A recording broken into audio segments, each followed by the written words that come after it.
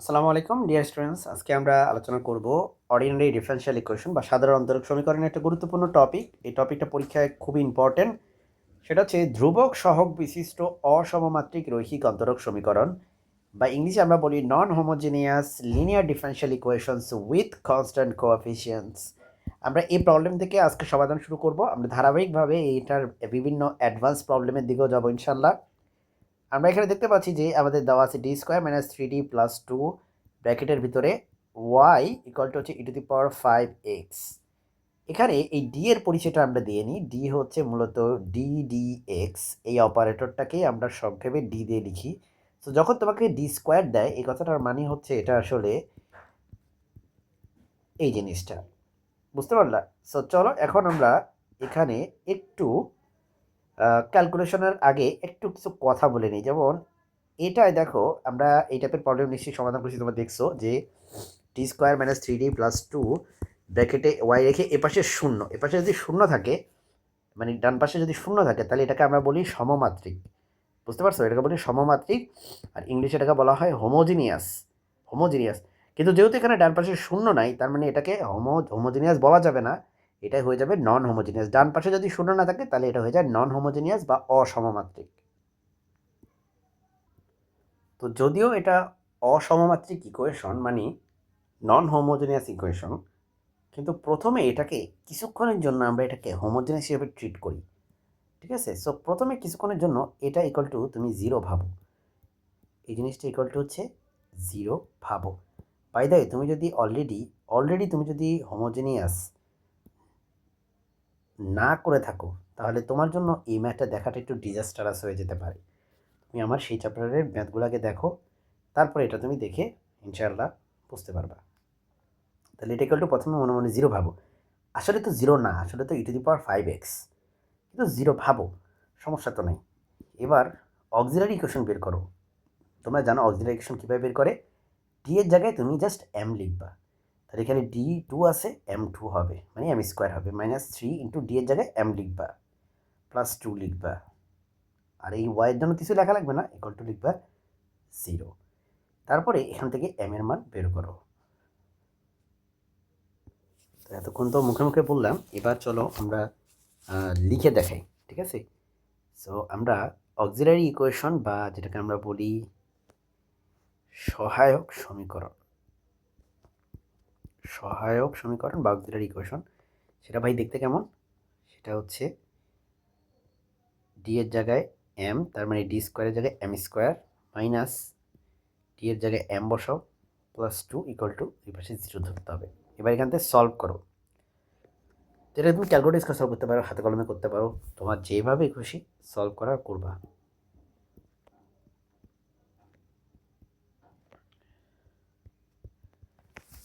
ওকে, এবার M common নাও। M common নিলে এখানে হয় এম মাইনাস 2, আর এখানে মাইনাস 1 কমন নিলে এটা হবে এম মাইনাস 2। ঠিক আছে? সো এখান থেকে আমরা একটা পাচ্ছি এম মাইনাস 2, একটা পাচ্ছি এম মাইনাস 1। তার মানে এম এর দুইটা মান পাওয়া যাচ্ছে, তাই না? একটা হচ্ছে এম ইকুয়াল টু 2, একটা হচ্ছে এম ইকুয়াল টু 1। তাহলে একটা হচ্ছে 1 এম এর মান, আর একটা হচ্ছে এম এর মান কত? এম এর মান 2। তো এই যে দুইটা মান পাওয়া গেল, এই দুইটা মান দিয়ে তুমি দুইটা ইকুয়েশন পাবা, যেটাকে আমরা বলি সিএফ। সুতরাং সিএফ কি হবে? সিএফ মানে হচ্ছে কমপ্লিমেন্টারি ফাংশন। ঠিক আছে? সো সেটা কি হবে? খুব সোজা, দেখো এটার আমরা এপাশে ধরে নিতে পারতাম, চলো একটু ধরে নিই। হ্যাঁ, এটা ট্রায়াল সলিউশন, আমরা ধরে নিই, ধরি ধরি ট্রায়াল সলিউশনের বাংলা কী হবে? ট্রায়াল সলিউশন অনুমেয়, তাই না? ধরি অনুমেয় সমাধান, মানে অনুমান করতেছি এমন সমাধান আর কি, যাই হোক, বা ট্রায়াল সলিউশনও লেখো, সমস্যা নেই। ধরি ট্রায়াল সলিউশন হচ্ছে কত? e⁵mx। তাহলে ভাই ট্রায়াল সলিউশন যদি e⁵mx হয়, এম এর জায়গায় একবার 1 বসাও, একবার 2 বসাও। তাহলে দেখো এম এর জায়গায় একবার 1 বসাও, তাহলে e⁵x হয়। আবার হচ্ছে এম এর জায়গায় তুমি 2 বসাও, এম এর জায়গায় আবার হচ্ছে 2 বসাও, তাহলে দুইটা কনস্ট্যান্ট দিয়ে এদেরকে গুণ করো, একটা হচ্ছে C1 দিয়ে গুণ করো আর একটা হচ্ছে C2 দিয়ে গুণ করো, ঠিক আছে? এটা হয়ে গেল তোমার CF বা কমপ্লিমেন্টারি ফাংশন। তাতে কি সমাধান শেষ? উত্তর হচ্ছে না, মাত্র অর্ধেক বলতে পারো কাজ হয়ে গেছে। এবার আমরা হচ্ছে নেক্সট পার্টে যাব। আসলে তো জিরো না রে ভাই, আসলে কি জিরো? আমরা জিরো ধরে নিছি এখানে, আসলে তো জিরো না, আসলে তো e⁵x আছে। তো সেজন্য আমরা যেহেতু জেনারেল সমাধান বের করব, সেজন্য আমাদেরকে আরও কিছু স্টেপ আগাইতে হবে। হ্যাঁ, তো এটাকে বলা হয় কমপ্লিমেন্টারি সলিউশন। কমপ্লিমেন্টারি সলিউশন আমরা বের করলাম, ঠিক আছে?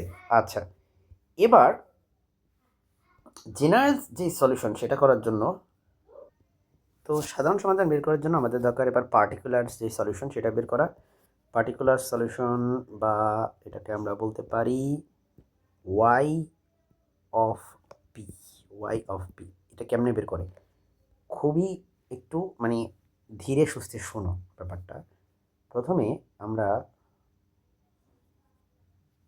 উপরে নিব 1, ওকে? এখানে উপরে থাকবে হচ্ছে 1, খুবই কেয়ারফুল। প্রথমে উপরে থাকবে হচ্ছে 1, ফাইন।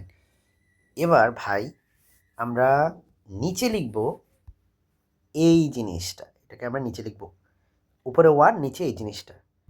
তাহলে এটা কি d² - 3d + 2, d² - 3d + 2, এটাকে আমরা নিচে লিখলাম। এবার ভাই আমরা এর সাথে একটা জিনিস গুণ করব, সেটা কি? সেটা হচ্ছে এই ডান পাশে থাকা e⁵x কে আমরা গুণ করব। ডান পাশে থাকা e⁵x কে আমি এখানে গুণ করে দিব, e⁵x, ওকে? এখন দেখো, এখন টাইপের কিছু যদি থাকে, এখানে খুব কেয়ারফুলি শোনো, যুক্ত যদি কিছু থাকে, আছে না যুক্ত? ওকে, এই সমস্ত ক্ষেত্রে এক্স এর সাথে যে সহগ থাকবে, সেই যে মানটা থাকবে, সেটা কথা, সেই মানটা এখানে কত 5 আছে, এই 5টা তুমি ডি এর জায়গায় বসাবা, তো এটা কি খুব একটা কঠিন কিছু? যুক্ত কিছু থাকলে সেখানে এক্স এর সাথে যেই সংখ্যাটা থাকবে, সেটা হচ্ছে 5 থাকুক বা অন্য কিছু থাকুক, সেটাকে তুমি ডি এর জায়গায় বসাই দিবা। ওকে, সো চলো আমরা সেটাই করি। এখানে আমার এক্স এর সাথে 5 আছে, 5কে আমি ডি এর জায়গায় বসাবো। সো আমাদের এটা হয়ে যাবে 1 divided by 5 square, 1 divided by,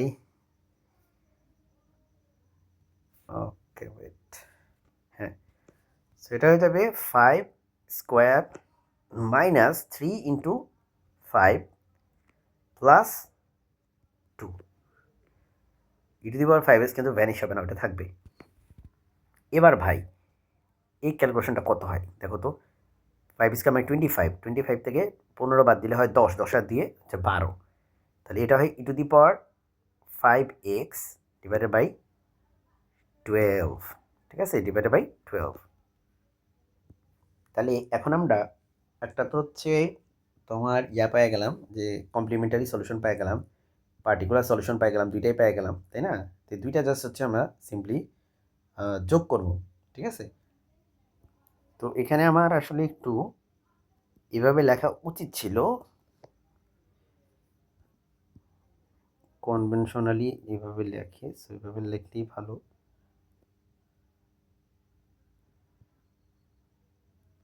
ওকে, এখন ভাই আচ্ছা, এগুলো সবগুলো এক কালি করে ফেললে ভালো হয় না? দেখতে কেমন জানি লাগতেছে, এতগুলা কালার, সবগুলোকে সাদা বানাই দিই। ওকে, তো এই হলো আমাদের ঘটনা। এবার হচ্ছে আমরা ওয়াইসি আর ওয়াইপি এই দুটো হচ্ছে যোগ করব, এই দুটো যোগ করতে হবে আমাদেরকে। সো আমরা দেখো এখানে লিখি যে সাধারণ সমাধান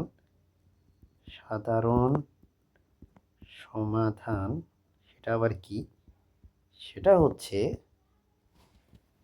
ওয়াই হচ্ছে কি, ওয়াইসি আর ওয়াই অফ পি দুইটা যোগ করতে হবে, ওয়াই অফ পি দুইটা যোগ করতে হবে। সো ওয়াই অফ সি হচ্ছে এই যে এখানে C1 e⁵x plus C2 e⁵2x, তাহলে এখানে লেখো C1 e⁵x plus C2 e⁵2x। আর ভাই এখানে আছে ওয়াই অফ পি কি? সেটা হচ্ছে এই জিনিসটা, ঠিক আছে? সো লেখো এখানে ওয়াই অফ পি হচ্ছে তোমার e⁵ divided by 12, e⁵ divided by 12। তো ভাই এটা হচ্ছে আজকের কোশ্চেনের সমাধান, আশা করি বুঝতে পেরেছো। এই হচ্ছে আজকের কমপ্লিট ইকুয়েশনের সমাধান। তো আজকে এ পর্যন্তই থাকলো, পরবর্তী ভিডিও দেখার আমন্ত্রণ রইল। আসসালামু আলাইকুম।